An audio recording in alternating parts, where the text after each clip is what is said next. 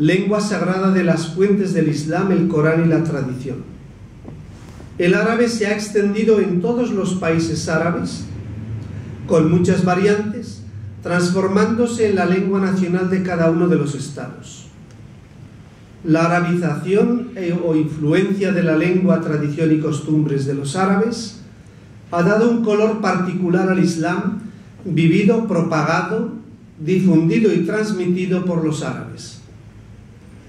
Los musulmanes árabes se han constituido en modelos a imitar de la conducta musulmana, hasta tal punto que costumbres y usanzas de los pueblos árabes han pasado a ser parte de la identidad islámica. Islamización y arabización han sido los dos aspectos que se han unido y solidificado no solo en los estados árabes, sino también en la esfera de muchos estados africanos. Islam y árabe son el principal elemento identitario de los pueblos árabes, por encima de las diferencias étnicas, los aspectos culturales y las variedades lingüísticas. Es importante hacer notar que las revoluciones actuales de los países árabes son más civiles y seculares que religiosas y musulmanas. Revolución es una de las palabras que más se han usado y se sigue usando en el lenguaje político, cultural y religioso desde el tiempo de las independencias de los países árabes. En el lenguaje político del Islam se habla de revolución islámica, es decir, que el poder político está en manos de la autoridad religiosa. Revolución contra Occidente y revolución contra el régimen.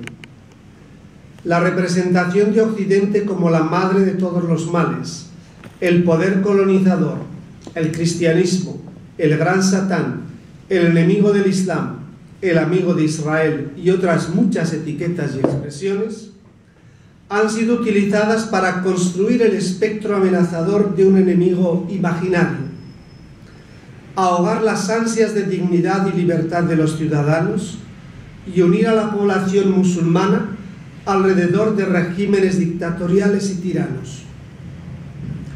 Esta música ya no se vende fácilmente. Las sociedades árabes musulmanas han abierto los ojos y han identificado en sus tiranos y dictadores los peores enemigos del progreso social, de la libertad ciudadana, de la democracia institucional. La revolución global en los países árabes está desvelando de manera inequívoca los problemas reales: ciudadanía con plenos derechos, dignidad de la persona humana, libertades civiles y sistemas democráticos. Estos son los grandes retos del futuro en los países árabes y musulmanes, a los cuales deberán hacer frente los líderes políticos y religiosos en el futuro. Las nuevas generaciones quieren dignidad y trabajo. Les sobran las ideologías retorcidas y laberínticas. Quieren una educación sólida que les ayude a afrontar los desafíos del mundo moderno. Buscan trabajo para vivir humana y dignamente. Eso sí, las revoluciones en los estados árabes no han hecho más que comenzar. Será necesario observar la dirección de los vientos revolucionarios y lo que los líderes políticos ofrezcan. En las sociedades mundiales hay siempre fechas inolvidables que marcan efemérides importantes, fiestas nacionales y epopeyas históricas. Algunas de las camionetas cargadas de insurgentes y opositores del régimen de Gaddafi en Bengasi, Libia, llevaban escrito en árabe en el mes de febrero, a modo de grafito improvisado: Allah es grande, la revolución del 17 de febrero del 2011. No hay lugar a dudas que algunas fechas están marcando las mugas o los lindes o fronteras entre la historia del pasado y el nuevo ciclo histórico que se está abriendo después de las protestas juveniles, las manifestaciones en las plazas y los gritos de libertad en las calles. Sabemos que la fecha más importante en el calendario islámico es es la que marca el comienzo de la era musulmana, es decir, la Hégira o emigración de Mahoma a Medina, junto con la primera comunidad de musulmanes y la fundación del primer Estado islámico. Este evento fundador de la era musulmana ocurrió alrededor del 22 de junio del 632 de la era cristiana, que equivale al año primero del calendario islámico. Podemos afirmar sin temor a equivocarnos que estamos ante nuevas hégiras de gran significado político, cultural y religioso en los países árabes. La revolución popular en cada uno de los países musulmanes ha producido el efecto del simur en el desierto. Nada queda igual después de su paso, aunque parezca que las cosas no cambian y que todo sigue igual como antes. La furia y la fuerza del viento revolucionario a manos de las poblaciones indefensas han cambiado los horizontes y derroteros de cada uno de los países árabes sin excepción. La revolución en los países árabes tiene un objetivo principal: destituir y borrar del mapa a los dictadores que tienen al pueblo amordazado y esclavizado. Ya no son los colonizadores europeos, sino los líderes políticos autóctonos los que son culpables de la pobreza, de la marginación, de la miseria en la que están sumidos millones de ciudadanos de los estados árabes. Hablar del mundo globalizado puede resultar una escapatoria política, cuando en definitiva los líderes políticos son los que gobiernan las naciones. Tiranos y dictadores de los países árabes han amasado riquezas inimaginables, dejando al pueblo abandonado en la miseria, en la indigencia y en la pobreza. Desde el momento en que comienzan las primeras manifestaciones, los regímenes de los países árabes se percatan de un gran peligro. Las dictaduras tienen contados los días de gloria. Es decir, el oleaje constante de la revolución azota las murallas de los regímenes dictatoriales.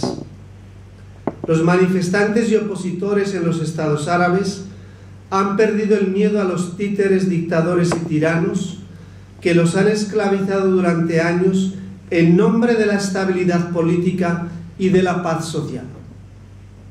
Pero ¿dónde puede haber paz social sin derechos, sin justicia, sin libertades? Para responder a la oposición en la plaza, los líderes políticos introducen medidas económicas, prometen acelerar las reformas, cambiar la composición de los gobiernos, introducir mejoras económicas y distribuir prebendas. Además, se apresuran a bloquear las manifestaciones, contrarrestar a los opositores, frenar a los activistas y así evitar el empeoramiento progresivo de la situación. Lo hacen o dicen hacerlo en nombre de la estabilidad y de la paz. Pero precisamente en nombre de esa seguridad nacional, dictadores y tiranos han saqueado los recursos materiales de sus propios países y han subyugado durante años a sus propios pueblos, considerándolos más como súbditos que como ciudadanos. Los ciudadanos de los países árabes quieren dignidad, ansían la libertad y esperan la justicia. Desean participar en la vida nacional, gozar de los recursos naturales.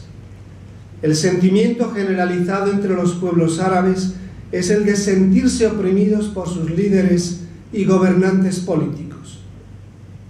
Estos se perpetúan en el poder utilizando todos los medios a su alcance: creación de dinastías, asignación a dedo de los sucesores en los mandos del poder político, represión, detenciones, cárcel y torturas son algunas de las letras del alfabeto de los dictadores. El ejército y la policía al servicio del mantenimiento del orden, del control de los opositores, de la lucha contra la disidencia. Esto hace que millones de ciudadanos árabes vivan en el miedo y el temor de que se abalance sobre ellos la ira de los tiranos, que utilizan sobre todo las fuerzas del orden, tanto militares como policiales.